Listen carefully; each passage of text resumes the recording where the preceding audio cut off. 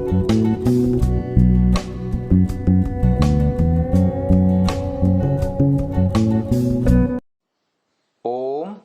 नमस्ते जी। 19वीं श्रव्य कणिका, दयानंद दिवाकर, लेखक आदित्य मुनि जी, वानप्रस्थ। हम महर्षि दयानंद जी की योग विद्या शिक्षा के अंतर्गत तीसरे अध्याय में आपको विवरण सुना रहे हैं। प्राणायाम से नाड़ी शुद्धि आदि की बात चल रही थी। प्राण शक्ति को विश्राम देना भी प्राणायाम है। हमारे अंग प्रत्यंगों के सदैव कर्मों में लगे रहने के कारण इनको विश्राम न देने से हमें कष्ट होता है, इनको विश्राम देने से हमें सुख होता है। शरीर चंचल रहने से चित्त चंचल होता है, शरीर स्थिर होने से चित्त भी स्थिर होता है। प्राण चंचल रहने से और स्थिर रहने से चित्त भी चंचल और शांत होता है। प्राण और शरीर के साथ चित्त का निकट संबंध है। शरीर और चित्त को स्थिर करने से प्राण स्वयं स्थिर हो जाता है। आसन और चित्त सम्यक स्थिर हो जाने से प्राण की गति का विच्छेद अर्थात विराम होता है। जो श्वास प्रश्वास विरामहीन रूप से चला करता है उसके अंदर विराम और विश्राम आ जाएगा। साधारण मनुष्य दिन रात श्वास प्रश्वास लेकर रहते हैं, लेकिन साधक दिन रात कुंभक करके भी रहते हैं। प्राण के विराम होने से कुंभक होता है। चित्त को स्थिर करने की साधना आभ्यंतर साधना है। चित्त को स्थिर न करके जो केवल नाक टीप रोक करके ही कुंभक करता है, उसके हृदपिंड, फेफड़े, पाकस्थली आदि यंत्र कठिन रोगों से आक्रांत हो सकते हैं। महर्षि दयानंद जी ने ऋग्वेदादि भाष्य भूमिका उपासना प्रकरण में लेख लिखा है। जो विद्वान योगी लोग और ध्यान करने वाले हैं वे यथायोग्य विभाग से नाड़ियों में अपने आत्मा से परमेश्वर की धारणा करते हैं। जो योग युक्त कर्मों में तत्पर रहते हैं, अपने ज्ञान और आनंद को सदा विस्तृत करते हैं, वे विद्वानों के बीच में प्रशंसित होके परमानंद को प्राप्त होते हैं। हे उपासक लोगों, तुम योगाभ्यास तथा परमात्मा के योग से नाड़ियों में ध्यान करके परमानंद को विस्तार करो। तो ये ऋग्वेदादि भाष्य भूमिका उपासना प्रकरण का लेख था। एक और प्रमाण दे रहे हैं योग दर्शन का। तस्मिन् सति श्वास प्रश्वासयोर गति विच्छेद प्राणायाम, योग दर्शन 2:49। जो वायु बाहर से भीतर को आता है उसको श्वास, और जो भीतर से बाहर आता है उसको प्रश्वास कहते हैं। उन दोनों के आने जाने को विचार से रोके, नासिका को हाथ से कभी ना पकड़े, किंतु ज्ञान से ही उनको रोकने को प्राणायाम कहते हैं। ऋग्वेदादि भाष्य भूमिका उपासना प्रकरण। आगे बात आती है त्रिदेव तत्व की। वात यानी वायु, पित्त यानी अग्नि और कफ यानी श्लेष्मा या वरुण। ये 3 देवता शरीर के अंदर रहते हैं।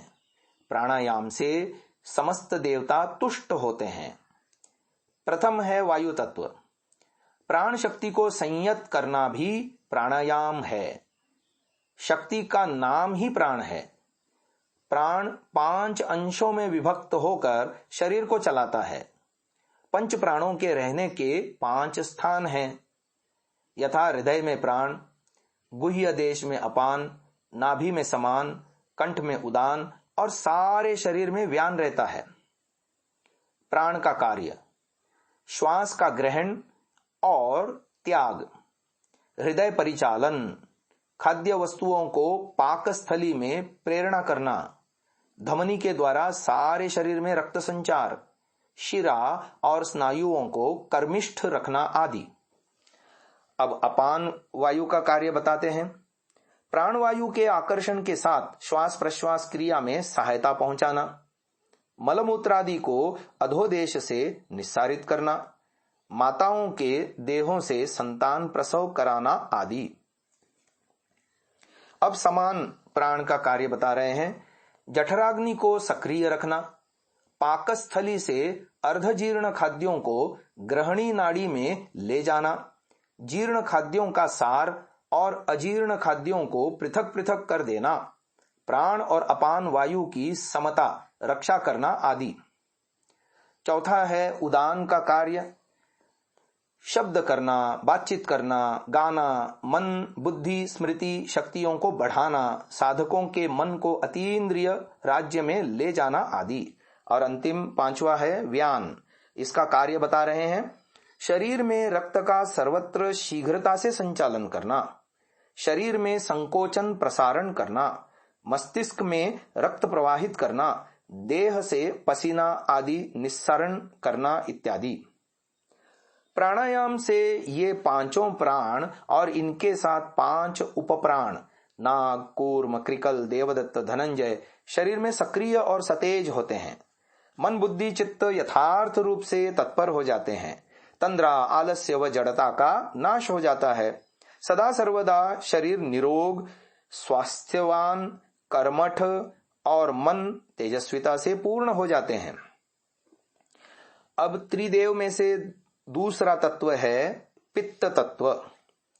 देहस्थ शरीरी गठनकारी अग्नि ही पित्त नाम से अभिहित है। पित्त 5 भागों में विभक्त है, पाचक पित्त, रंजक पित्त, साधक पित्त, आलोचक पित्त और भ्राजक पित्त। पित्त शरीर में रहता हुआ निम्न कार्य करता है: शारीरिक शक्ति, शारीरिक ताप रक्षा, दृष्टि शक्ति विधान, क्षुधा तृष्णा को जागृत करना, शरीर की मृदुता की रक्षा करना, शरीर की उज्ज्वलता की रक्षा, मेधा वृद्धि में सहायता और शरीर को मनोरम तथा सुंदर बनाना। प्रथम है पाचक पित्त का कार्य। पाचक पित्त आग्न्याशय में उत्पन्न होता है।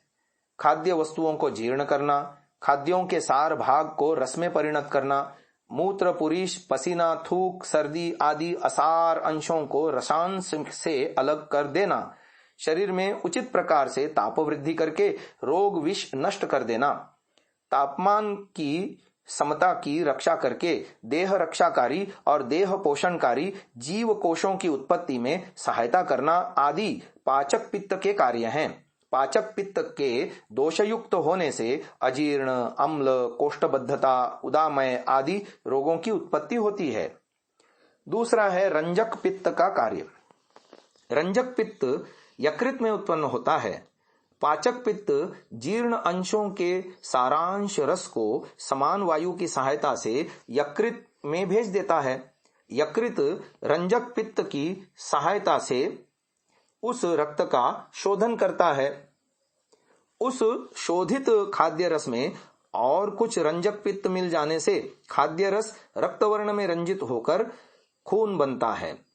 खाद्य रस को रक्तवर्ण में रंजित करने से इसका नाम रंजक पित्त पड़ गया है। रंजक पित्त का बाकी अंश उदरस्थ खाद्य वस्तु को जीर्ण करने में लग जाता है।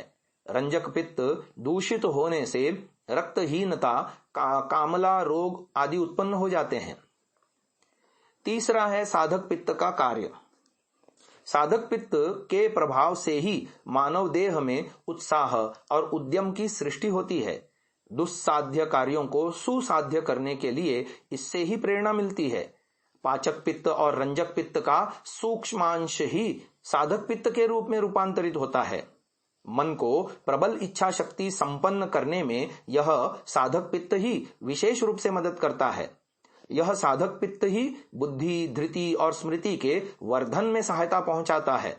साधक पित्त दोषयुक्त होने से मूर्छा रोग, संन्यास रोग, मस्तिष्क विकृति आदि रोगों की उत्पत्ति होती है। अब चौथा पित्त है आलोचक पित्त और इसका कार्य। पित्त का जो सूक्ष्मांश चक्षुओं में रहता हुआ दृष्टि शक्ति में रूपांतरित होता है उसी का नाम आलोचक पित्त है। साधकों को अतीन्द्रिय दर्शन या दिव्य दृष्टि लाभ भी इस आलोचक पित्त की सहायता से होता है। आलोचक पित्त दोषयुक्त होने से आंखों की दृष्टि शक्ति घट जाती है और आंखों में मोतियाबिंद भी हो जाता है। और अंतिम है भ्राजक पित्त, पांचवा, और इसका कार्य है पित्त का जो सूक्ष्मांश या सार भाग देह में दीप्ति के रूप में प्रकाश पाता है वह शरीर में वर्ण की आभा पैदा करता है, उसी का नाम भ्राजक पित्त है। यह भ्राजक पित्त ही चर्म में रहता हुआ रोग, विष और रोग कीटाणुओं के आक्रमण से शरीर के चर्म की रक्षा करता है। इस भ्राजक पित्त के दोषयुक्त होने से विविध चर्म रोग और गात्र विवरणता आ जाते हैं। पित्त अम्ल को पैदा करता है। जिस खाद्य को जीर्ण होने में पित्त की सहायता का प्रयोजन होता है, उस खाद्य को जीर्ण करके पित्त खुद भी जीर्ण हो जाता है। पित्त के द्वारा जीर्ण खाद्य ही अम्ल रस में परिणत हो जाता है। देह का स्वस्थ रक्त हमेशा ही लवणाक्त रहता है, इस पर भी कुछ अंश अम्ल रस है। पित्त के द्वारा जीर्ण खाद्य ही रक्त को प्रयोजनीय अम्ल रस देकर रक्त की देह पुष्टि के विधान करने की शक्ति को ठीक रखता है। यह पित्त खाद्य वस्तु को यदि जीर्ण न कर सके तो अजीर्ण खाद्य के साथ यह पित्त खुद भी विकृत हो जाता है। इस विकृत पित्त से देह में अम्ल विष पैदा होता है और देह रोगाक्रांत हो जाता है। आज की इस चर्चा को यहीं विराम देते हैं। तीसरा तत्व श्लेष्मा तत्व, उसकी कल चर्चा करेंगे। ओम।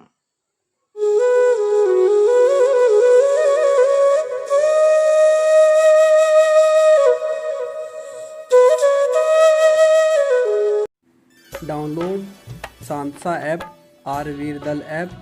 Visit sansa.org, rvirdal.in।